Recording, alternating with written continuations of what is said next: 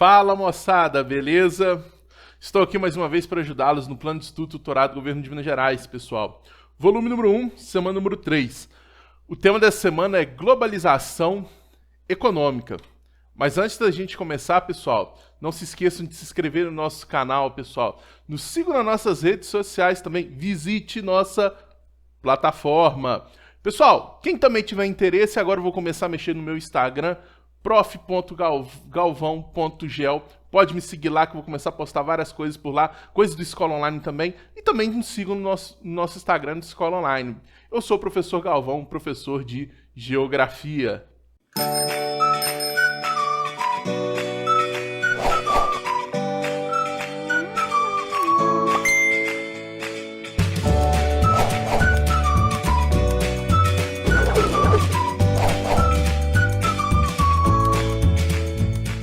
Pessoal, antes de começar, muito importante, vamos beber água.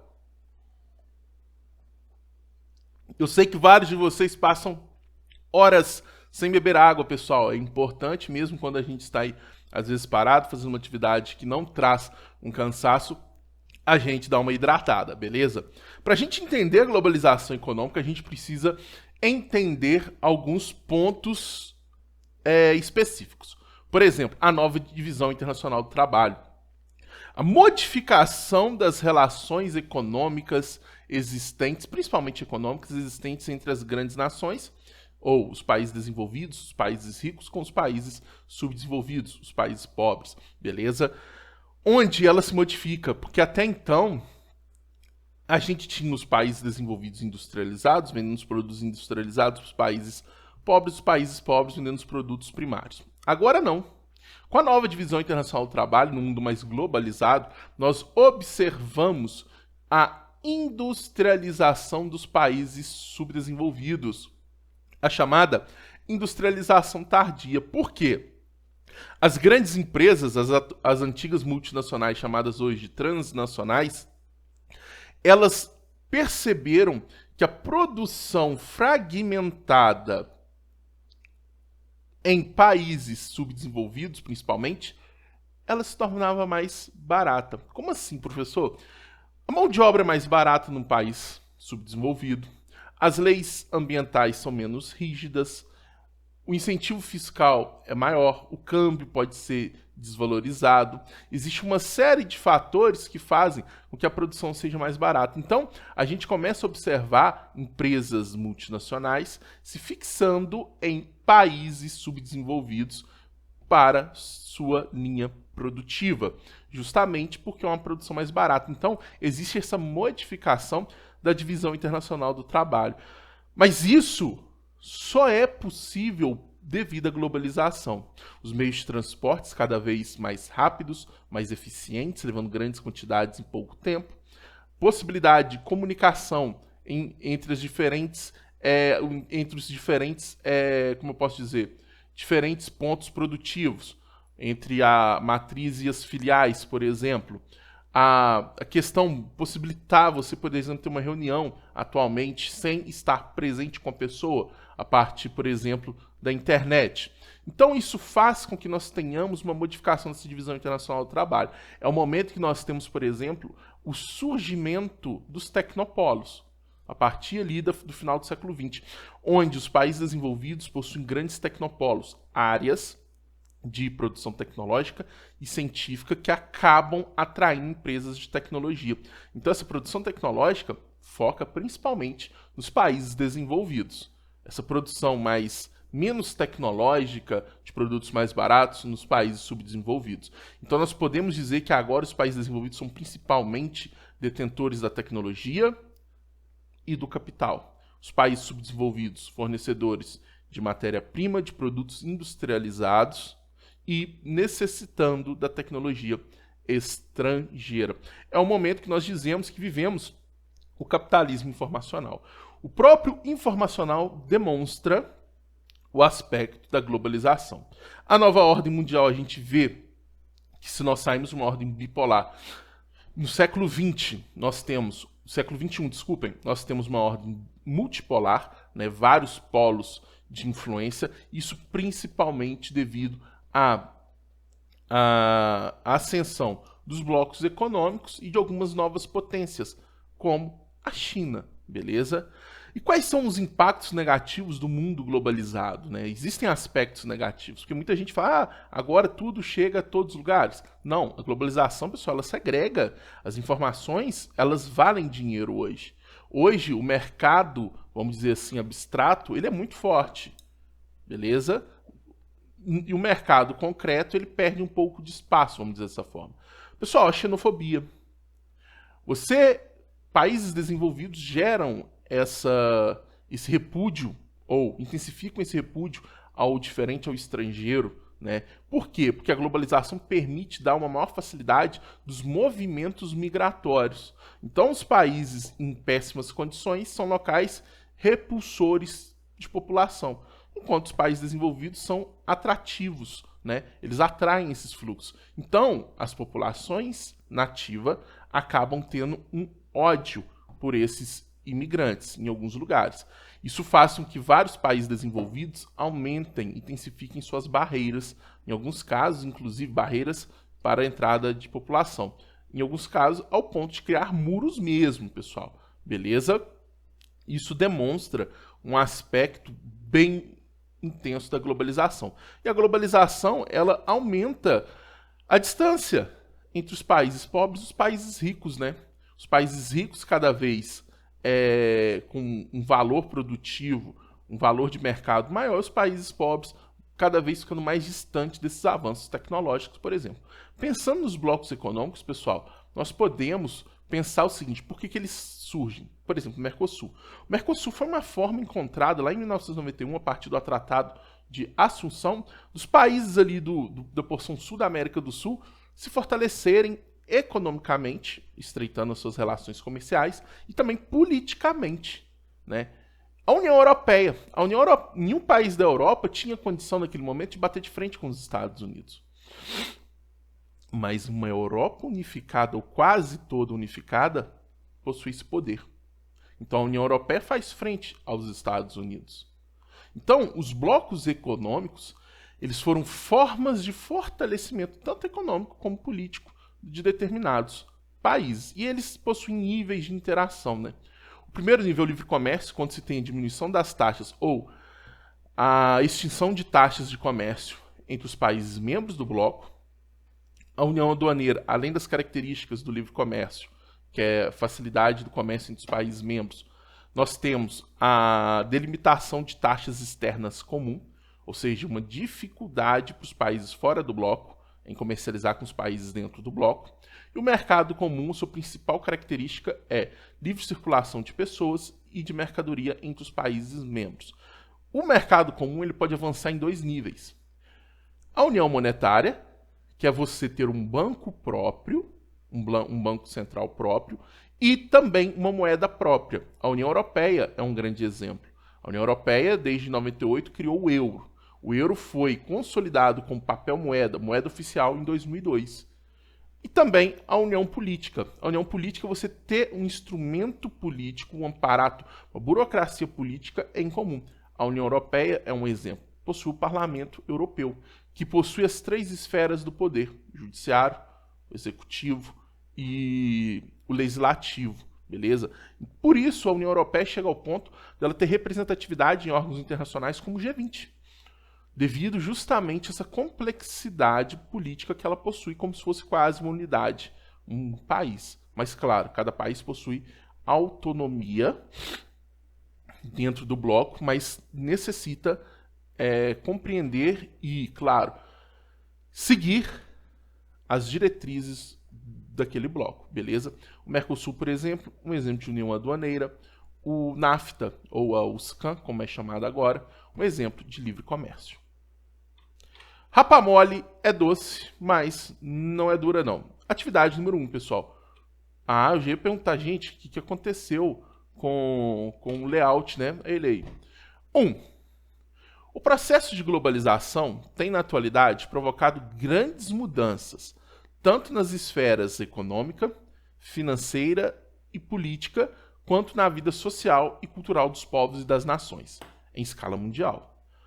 A esse respeito, é possível afirmar de modo correto que, letra A maioria das instituições financeiras globais tem sua sede localizada nos países subdesenvolvidos. Pessoal, as sedes daquelas empresas multinacionais, elas se mantêm nas nações hegemônicas, beleza? Apesar que, pelo novo conceito de transnacional, esse termo sede, né, o ponto, ele cai um pouco de uso, porque nós vivemos num mundo globalizado. Então, a gente coloca como se tivesse várias sedes espalhadas pelo mundo com esse poder. Por isso se chama transnacional, não mais uma multinacional, uma empresa que atua em vários países. Agora é como se essa empresa ela não fosse de um país, ela fosse de vários países ao mesmo tempo, devido a essa, vamos dizer assim, distribuição, inclusive, da questão do poder. Por exemplo, São Paulo. São Paulo possui escritórios, centros de referência de várias grandes transnacionais, aonde, por exemplo, eles segmentam as decisões. São Paulo, principal centro de decisões políticas econômicas na América Latina. Então, por exemplo, a Coca-Cola possui uma sede em São Paulo que fica por conta, por exemplo, não estou falando que a Coca-Cola possui, estou dando um exemplo que, pensando assim, uma grande empresa, aonde a América Latina, por possuir as suas especificidades completamente diferentes dos países desenvolvidos, São Paulo fica por conta, a sede de São Paulo fica por conta de administrar toda a América Latina. Pronto, você fragmentou, por isso nós chamamos, por exemplo, de transnacionais. Então, letra A está errada, mas cuidado, a gente já vê sim essas sedes estarem mais bem distribuídas nas transnacionais. Mas errado. B. O avanço das telecomunicações e da informática e o uso da internet são fundamentais para os fluxos financeiros mundiais? Corretíssimo, pessoal. É justamente o avanço da globalização junto, por exemplo, com os avanços dos meios de transporte na questão da produção ser escoada, é que nós temos o papel marcante da globalização dentro do mercado, dentro da economia. Beleza? Então, para a gente aí, resposta letra B de balacobaco. Atividade número 2. Para o geógrafo Milton, para mim que sou um cara íntimo dele, o nosso famoso Milton Santos, não é Newton Santos aqui, jogador de futebol não, tá, gente? Nem Milton Nascimento não, é Milton Santos. A mistura de Milton Nascimento com Newton Santos. Mentira, tá, gente? Existiram 3 mundos num só. A globalização como fábula, a globalização como perversidade, lembra dos pontos negativos? E uma outra globalização. Tanto que ele possui, se não me engano, acho que é mesmo do Milton Santos, um livro chamado Por uma Outra Globalização. Né? É do Milton Santos, sim, porque eu tenho um grande problema, pessoal. Eu sou um cara que tem sérios problemas. Eu sei o milagre, mas às vezes eu esqueço o santo do milagre. Entendeu? A questão dos nomes, dos autores, eu tenho sérias dificuldades. Ok? Mas eu tenho quase certeza que é do Milton Santos, sim. Com base na afirmação e na imagem, pode-se compreender que o processo de globalização, possibilita que se vive numa aldeia global? Olha aí a tirinha, pessoal, o muro, né, entre Estados Unidos e México, tanto que os imigrantes mexicanos dentro dos Estados Unidos, eles são chamados de cucarachas. Não sei se você sabe, cucaracha significa barata, porque você pode eliminar que vai aparecer mais. 2. Permite que as ferramentas... Tanto que existe aquela música, né? Cucaracha, cucaracha, lá, lá, lá, lá, lá, lá. 2. Permite que as fronteiras desapareçam. Pessoal, as fronteiras elas são invisíveis e segregadoras, mas elas não desapareceram. E algumas são concretas, igual esses muros. Falso. 3. Inclui e une todos os povos? Pelo contrário, pessoal, a gente vê seríssimas crises humanitárias em alguns lugares e países evitando ao máximo receber populações de locais com essas crises gravíssimas. Então, falso também. 4. É benefício exclusivo de alguns. Corretíssimo. A globalização para as grandes empresas transnacionais, grandes corporações, é maravilhosa. Para outros, é péssimo. Por exemplo, para as empresas menores que acabam sendo engolidas por essas grandes corporações. Então, apenas a 4, pessoal. Por isso, resposta, letra E de esquisito, igual eu e vocês somos. Né? Pessoal, não vem não. Eu sei que eu sou esquisito. Mas vocês também são esquisitos. Então, nós é um bando de esquisito. Beleza? 3. O Nishik. Os processos capitalistas impulsionaram diversas transformações que envolvem a circulação de informações de pessoas e produtos por diferentes países. Foram estabelecidos diversos pontos de interconexão que, de certo modo, aproximam sujeitos, conhecimentos e fortalecem tendências internacionais. É a cultura global, né, pessoal? Tal situação é potencializada por tecnologias contemporâneas, ao mesmo tempo em que evidencia significativos contrastes sociais. Opa, globalização perversa, né? Culturais e econômicos. Recentemente, essas transformações tornaram-se mais significativas. Esse fenômeno é chamado de... Pessoal, o tema da aula é globalização. Vamos lá. Estratificação, ou seja, divisão em camadas, em classes? Não. Globalização? Correto, pessoal. A aula é sobre globalização. Nacionalização? Pessoal, nacionalização, conceito de nação é um conceito que ele é muito estudado no âmbito global. Porque nação é uma identidade existente de um povo em seu território. Mas as culturas globais, elas acabam interferindo de forma direta nessas identidades. Então é bem interessante. Lugarização, lugar. Você se sente pertencente, você tem um sentimento afetivo por aquele local, por exemplo, seu quarto, sua casa, né, a escola que você estuda. E letra A, que saudade da escola, né, gente? A gente era feliz, não sabia, né? Ô, gente, imagina que alvoroço vai ser quando voltar às aulas presencial, tudo livre. Você anda num lado assim, pessoal fazendo passinho de TikToker, né? Você anda do outro professor abraçando aluno que odiava. Quem sabe aquele professor que tinha vontade de jogar o aluno pela janela? Vai estar lá, best friend. Falou, gente, eu nunca senti tanta falta de você, João. Ô, professor, você me odiava, você brigava comigo, você mandava pra diretora. Eu era feliz e não sabia. Vai ser desse jeito, vai ser a coisa mais bonita do mundo. E vai durar assim por longas 2 horas de aula. Depois, no que volta tudo normal, vai um tá querendo matar o outro dentro da escola, né? Fazer o quê? Letra E, territorialização, pessoal. Quando nós falamos de território, nós falamos de uma questão hierárquica de poder sobre o território, sobre um espaço. Também não é característica aí do enunciado da questão. Atividade número 4. A organização dos países em blocos econômicos visa facilitar a economia dos países, estimulando as trocas e a produção. Sobre os principais blocos, suas características e finalidades, assinale a alternativa correta. A. ALCA. Pessoal, a ALCA seria a área de livre comércio das Américas. Acho que é a área mesmo. Constituído por países africanos? Pô, se é Américas, vai ser países africanos? Já é falso. Mercosul, Mercado Comum do Sul, pessoal. Reúne todos os países da América Latina? Os países membros efetivos são só 4 por enquanto. Uruguai, Paraguai, Brasil e Argentina. Venezuela está suspensa e a Bolívia está em processo de entrada. E existem vários países que são convidados a participar das reuniões e tudo mais. Mas não são todos da América Latina. Então, falso. Sei, Comunidade dos Estados Independentes, pessoal. É um bloco, não que faz frente à União Europeia, mas é um bloco dos países do leste europeu, justamente para tentar integrar aqueles países que eram do antigo bloco socialista, porque eles são muito dependentes entre si de infraestruturas e coisas do tipo. E existe várias tensões dentro desses países. Então é uma forma de você conseguir organizar esse campo de mina, né, terrestre, que é o leste europeu. Então, reúne os países da Europa Ocidental? Europa Oriental. Falso também.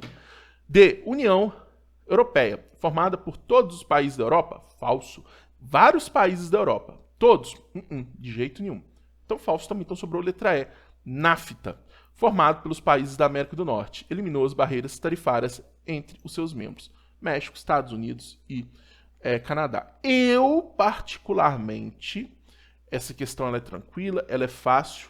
Resposta, letra E. Eu não colocaria essa questão num PET. Por quê? Para falar a verdade, o termo NAFTA não é que ele deixou de existir, mas ele foi renomeado por USCAN, né? USCAN, Estados Unidos, México, Canadá. O Trump, ele reformulou, ele exigiu uma reformulação do NAFTA.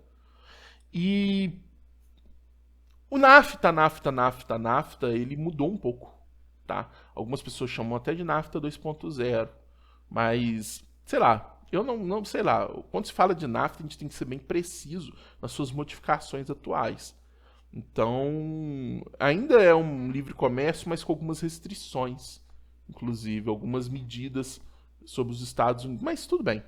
De qualquer forma, a letra E está correta. Mas fica o ponto aí, quem tiver curiosidade, pesquisei o SCAN, ou Novo NAFTA, ou NAFTA 2.0, que vocês vão ver. Um bloco com as leis agora, validade 16 anos. A cada 6 anos, eles sentam e discutem para ver se aquilo ainda é válido, pensando na atualidade e assim por diante. Bem interessante, inclusive, essa nova configuração do NAFTA. E atividade número 5, para terminar. 5. Quais as características da globalização representada pela tirinha? Aqui está a tirinha. Tá lá. Ai, meu Deus. O que é isso? A globalização crescendo absurdamente. Façam eles pararem. Aí você já vê Intel, Coca-Cola chegando mais próximo. Aí o sujeito fala, impossível. Aí você já vê ali Playboy, Microsoft, Yahoo e assim por diante. Pessoal, quais são as características da globalização representadas pelas tirinhas? Pessoal, para mim fica muito nítido a expansão das grandes empresas, né, as transnacionais, né, e que elas cada vez mais elas estão inseridas no nosso cotidiano, onde você olha, elas estão inseridas, seja no WhatsApp, seja nas redes sociais, que o WhatsApp acaba sendo, propagandas, produtos que nós utilizamos, que elas se expandem no âmbito global, globalização, e elas acabam ganhando o mercado. E o que tem um ponto negativo, as pequenas empresas, elas acabam perdendo espaço, o que faz com que essas grandes empresas dominem o mercado, formando grandes oligopólios, beleza? É uma pergunta que tem infinitas respostas para ela, tá, pessoal? Isso daí depende do seu ponto de vista. Se você pensar numa resposta diferente da minha, pessoal, joga no comentário aí que eu posso analisar ela. Claro que eu não vou te falar se está certo ou errado, eu posso te dar sugestão, eu posso falar se tem algum equívoco, beleza? Mas existem diversas possibilidades aí para a gente tratar dessa pergunta, beleza? Pessoal, o que eu tinha para dizer para vocês era isso, beleza? Não se esqueça aqui de se inscrever no nosso canal. Se você gostou do vídeo, deixe o seu like. Visite nossa plataforma. Meu Instagram também, prof.galvão.gel. Visita lá, comece a me seguir que eu vou começar a postar algumas coisas bem legais lá também, beleza? No mais, pessoal, qualquer dúvida, deixe seu comentário aí que eu estou à disposição de te responder, beleza? Forte abraço, tamo junto e até a próxima. Valeu!